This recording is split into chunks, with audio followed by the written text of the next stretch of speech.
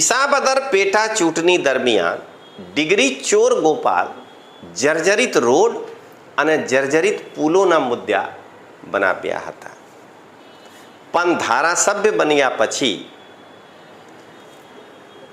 જ્યારે ગોપાલને વિધાનસભામાં જર્જરિત પુલ અથવા રોડ વિશે પ્રશ્ન પૂછવાના વારો આવ્યા તો ડિગ્રી ચોર ગોપાલ ने एक खबर नहीं पड़ी कि जर्जरित पुल पर कई प्रश्न पूछी शकाय। ज्यारे वांसदाना अत्यंत लोकप्रिय कांग्रेसना धारासभ्य अनंत कुमार पटेल साहेब